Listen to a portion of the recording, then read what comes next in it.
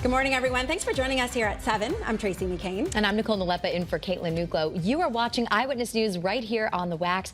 We have a lot to get to. Again, Bolton High School is now closed from today. It was originally on a 2-hour delay, but now it's completely closed. And we also have a 2-hour delay at Cheshire Public Schools for a power outage. But first, let's check in and see how the weather is looking right now. Meteorologist Scott Gagliardi starting. Well, you're going to start now. You're also standing by, and you're not going to stop. No. You're starting. So we're dealing with the reduced visibility out there. We are. I mean, I'm no aviation expert. Here's a live look in New Haven. But if you're at Tweed, and if you're trying to take off, I mean, I'm an avid flyer. I've seen plenty of times. Those flights, they're difficult at Tweed. The shorter runway, yeah, you're going to have some issues out there. But as far as the road conditions, those also, they're wet. There are some tree branches in the roadway. Still several thousand people without power across our state, according to Eversource. Now, as far as we can expect in terms of any rainfall, First Alert Live radar shows a few sprinkles farther towards the north, primarily any isolated showers this morning. Those were along and to the north of I-84. Notice through summer is now making their way into northern Massachusetts. But going forward, the big weather story will be the wind advisory. This is for 7 p.m. tonight through the overnight. So it's going to be a loud night once again. You're going to hear those wind chimes. And the wind, it's going to be windy. We're talking 40 to 50 mile per hour wind gusts. Visibility out there right now. This is what you're dealing with when you're heading outside. Widespread, dense fog. The temperatures, I guess this is one caveat, they're very mild, well up into the 40s, even a few lower and middle 50s. But the three things that you need to know heading forward: strong winds through tomorrow, the cooler weekend, but in the long term, an unseasonably warm temperatures next week. I'll have the latest on what we can expect, how high those temperatures are, and what to expect until then. That's ahead in your First Alert forecast. Good morning, Kate. All right, good morning, Scott. Good morning, everyone. 7:02. If you're just waking up with us across the state here this morning, we are dealing with some travel troubles out there. We've got reduced visibility, basically dealing with the whole state under some fog here this morning. It's a nice blanket for you that's reducing how far you can see in front of your vehicle. We're also dealing with some wind gusts, not as bad as it was last night, not as bad as it's going to be a little bit later today. But again, we've got some down trees, some down power lines, a utility pole that was taken down here due to an earlier crash in Waterford, Route 32 northbound, right near the 395 connector.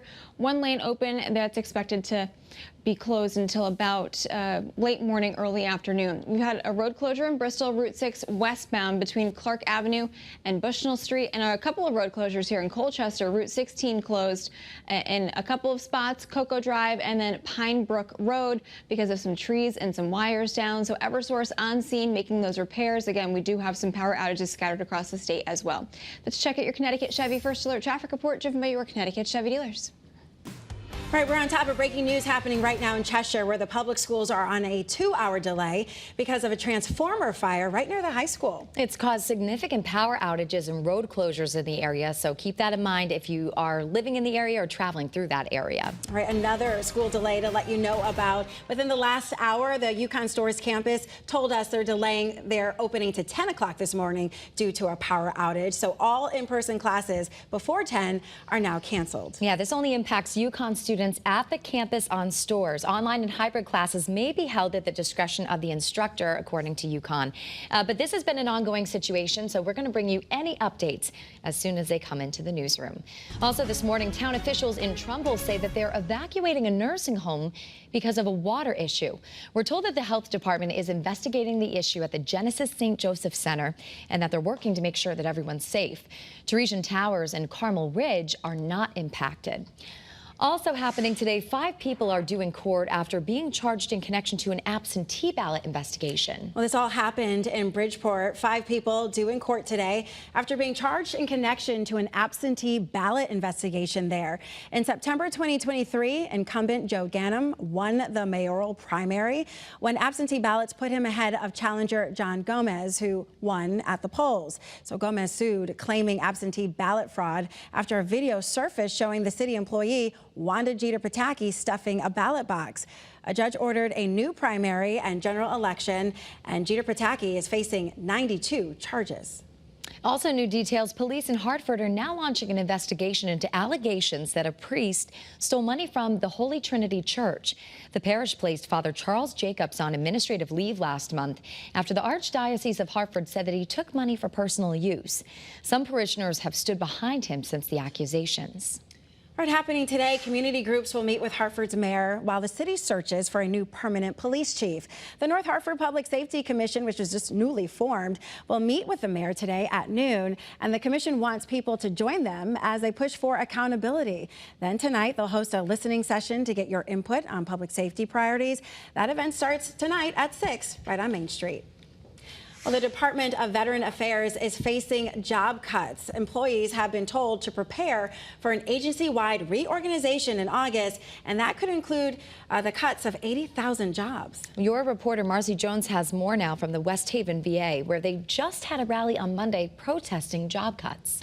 Good morning, Tracey. Nicole, that's the big question on everybody's mind, at least right here, right? How many folks in the state of Connecticut could be impacted by this reorganization? Now, we don't quite have that answer yet. However, we are expecting to get more clarification from Senator Blumenthal coming up later this morning. So why all the cuts now? Even though the number can seem large, the VA's chief of staff explained in a memo that their objective is to cut enough jobs to return the agency to staffing levels they last had in 2019. This comes after the VA saw an expansion that added tens of thousands of jobs during the Biden administration, as well as to cover veterans impacted by burn pits. Before the news broke of the VA's August reorganization, dozens of folks were out here Monday protesting cuts to the federal workforce, including former VA workers. The procedures and the operations and the medications that I receive, I wouldn't be around if it wasn't for the VA. One detail that was made clear is that 20,000 of those jobs at risk are being currently held by veterans. And actually, Senator Blumenthal is going to be having a virtual call in just a couple of hours at 10:30 with the Federation of Government Employees. We're expected to learn more details. So make sure you stay right here with us on Channel 3 for more. Your reporter in West Haven, Marcy Jones, Channel 3 Eyewitness News. All right, thanks, Marcy. Also today in Hartford, Governor Ned Lamont will be discussing how Medicaid cuts could impact people here in our state. The governor says the Trump administration is considering making cuts to the program, and he says it'll have the biggest impact on seniors, those living with disabilities, and those who do not have a lot of money. He'll be speaking at Charter Oak Health Center on Grand Street. In New Haven, a group working to help local immigrants is closing its office after a sudden decrease in federal funding. Integrated Refugee and Immigrant Services will shut their Nicole Street facility down by the end of April. In a statement, the group says they're working on a plan to continue meeting with clients. And we have some new details on the man accused of a triple murder in Griswold. And we're learning that he has been appealing his case to the Connecticut Supreme Court. Sergio Correa says there are grave constitutional errors in his case. He and his sister were convicted for killing 3 members of the Lindquist family in 2017. Evidence from his cell phone played a key role in the conviction. His attorney claims Correa was not a suspect when police seized his phone without a warrant, and that was a violation of his rights, he says. The state argues they had plenty of evidence to convict him. A decision could take up to a year. Meanwhile, Correa remains in prison serving a life sentence. And a Bristol man is learning his fate after a violent robbery spree across nearly 24 cities and towns. Lonnie Cross has been sentenced to over 15 years in prison. He committed 37 robberies at gas stations and convenience stores in 2022, stealing more than $58,000. And in some cases, he took out a knife and even threatened to kill people who were working there. Another woman accused of working with him, that is, has pleaded guilty and now waits for her sentencing. A Bristol woman is now facing charges in connection to the deaths of 2 people. Police arrested Carly Patterson earlier this week. They say she was behind the wheel of a car that allegedly hit and killed Faye Clarity and Nicholas Creco last June. The 2 victims were crossing Pine Street at the time. Patterson is due in court next month. Get back to some breaking news. We now know that Bolton High School is closed for the day after crews responded to reports of a fire there. Now, they originally announced a 2-hour delay. Fire crews tell us the school lost power, leading the generator to turn on. And fire crews tell us they believe an engine on the generator overheated and then started to smoke. They tell us no flames broke out and no one was hurt. And that's some good news to report right now.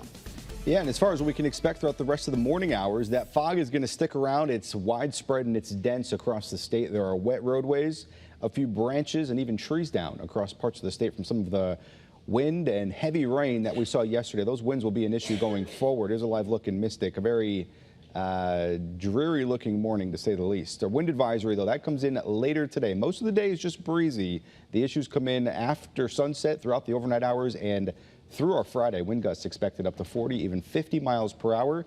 Notice those wind speeds across the state right now. Not too terrible, calm to about 10. They pick up in a very big way, though, going forward. As far as what to expect with your town-by-town forecast, temperatures, they're mild today, mid and even upper 50s, 56 in Windsor, 52 in Stafford, 53 degrees in Storrs, and 55 in Danielson.